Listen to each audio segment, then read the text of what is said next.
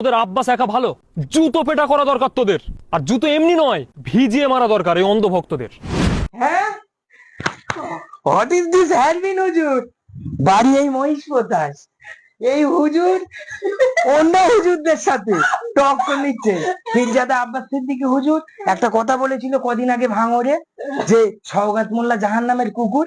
এই হ্যারবিন হুজুর সেই এ সম্পর্কে অনেক কিছু বলা যায়। এটা হাফ লেডি, সবসময় হ্যারবিন মাথায় দিয়ে থাকে।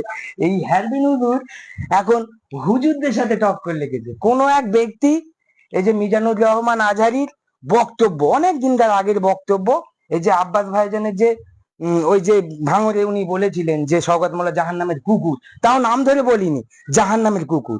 আর এই হ্যারবিন হুজুর সেই ভিডিওটা নিয়ে এমন ভাবে এই যে বুকের মারছে না, আমিও মারছি বুকে নে। এত বড় বুকের পাটা আছে আব্বাসের বিরোধিতা করার। বক্তব্য করলো আর বুক চাপড়ালো, এরা বুক চাপড়ালো। ওনার তো আমার মনে হয় লাঞ্চ ফেটে যাবার কথা ছিল, লাঞ্চ ফাটেনি, কিন্তু ওনার বুক এক্সরে করার দরকার, ওনার বুক এক্সরে করা দরকার। আর আমি আজকে ভিডিও এসেছি কেন জানো? আমি আজকে ভিডিও এসেছি এই কারণে, এই হ্যারবিন হুজুর হুজুরদের কিছু বলছে না, তার থেকে বেশি বলছে যারা ওই আব্বাস হুজুরের ভক্ত তাদেরকে। ওর আসল রাগটা কাদের প্রতি? আব্বাস সিদ্দিকীর ভক্তদের প্রতি না ওই হুজুরদের প্রতি? তোর যদি অতই মর্দাঙ্গিনী থাকে, আগামী বৃহস্পতিবার তরুলিয়া নিমতলা ওই জায়গায় আব্বাস ভাই আসছে, তুই এক কাজ কর, তুই ওখানে ওপেন আমরা নেমন্তন্ন করলুম, তোকে আমরা আনবো, সেফটি ভাবে আনবো।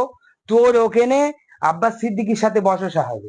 আব্বাস সিদ্দিকী যদি তোর কথার সাথে না মেলে, তুই যদি পারিস, এই হারবিন হুজুর, হাবলিডিস হারবিন হুজুর, তোকে বলছি, তুই এই আব্বাস সিদ্দিকীর সাথে বচসায় বসবি। আব্বাস সিদ্দিকী যদি বলে যে হ্যাঁ আমি কথাটা ভুল বলেছি, ওখান থেকে আব্বাস সিদ্দিকীর আমরা লাভিয়ে গাড়িতে তুলে বাড়ি পাঠিয়ে দেবো।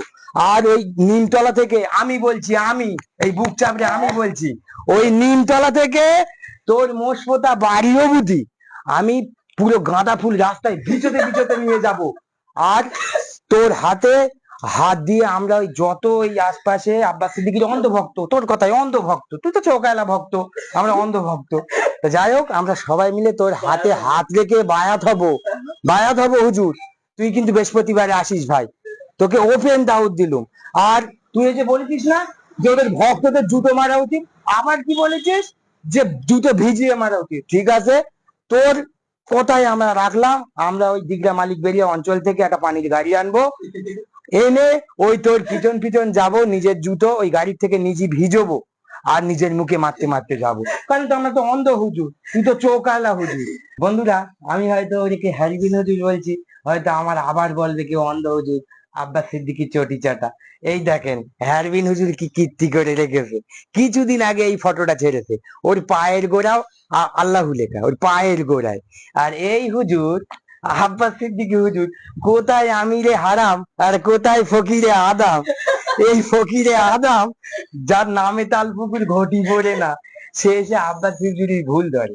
আর ভুল ধরছে তো আব্বাস হুজুরির ধরুক, ভুল যদি করে থাকে ওনার ব্যাপার, উনি উত্তর দেবে। আর এই যে উনি ওনার রাগটা মেটাচ্ছে যত ওই ভাইজানের ছেলেপিলে আছে তাদের উপর। তাই হুজুরকে বলছি, হুজুর যখন এই মমতা ব্যানার্জির উম্মতরা গিয়ে বলে ওরে আমার উম্মতের, তখন তোমার ভিডিও করার সার জাগে না, তখন তোমার ভিডিও করার সার জাগে না। যখন কেউ এসে বলে কোরআন মুছে যাবে, মমতা ব্যানার্জির উন্নয়ন মুছবে না, তখন তোমার সার জাগে না।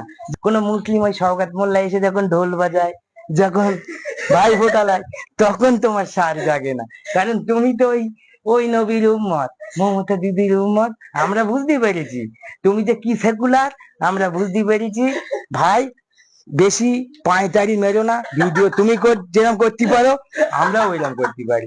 তুমি কত কিছু বললে না, আসসালামু আলাইকুম আমার ছিঁড়ে নেবে, এই কথা বললে না, আমরা ছেঁড়ার কথা বলবো না, আমরা ছিঁড়ে নিতে পারি না, আমরা কোপাকুপি মারামারি চুরিদারি করতে পারি না। তোমরা চোর, তোমরা কোপাকুপি করো, তৃণমূলের একটা একটা নেতার নাম করো, সেই নেতা আমি ওপেন বলে দেবো যে নেতার নাম করবে সে চোর, সে দুর্নীতিবাজ। আর তুমি আব্বাস সিদ্দিকী কেন, নওশাদ সিদ্দিকী কেন, সামান্য একটা চুটকো চাটকা আইএসএফ এর নেতার নাম বলো দিন, যে চুরি করেছে প্রমাণ দিতে পারলি আমি তোমার হাতে হাত রেখে বায়াত হবো। তুমি যদি বিজেপি করতে বলো তাই করব, তুমি যদি তোলামূল করতে বলো তাই করবো। চামচা কোথাকার। আর একটা কথা, এর জন্য কোনো কালো লাভ লাল লাভ আমার দেওয়ার দরকার নেই। এই হোয়াট ইজ দিস হ্যারবিন হিজড়ে হুজুর হাফ লেডিস, এই হুজুরির সবাই কালো লাভ আর লাল লাভ দিয়ে ভরিয়ে দিও, আমার দেওয়ার দরকার নেই। এ একটা কথা বলেছে, এ কোন গান্ডু, আবু জেহেল নবীর বংশ, আবু জেহেলের বিরোধিতা করিস কেন? এখানে কেতাবে পেয়েছে আবু জাহেল নাকি নবীর বংশধর ছিল। আমি তো অনেক হুজুরির জিজ্ঞেস করেছি, কোনো জায়গায় পেলাম না।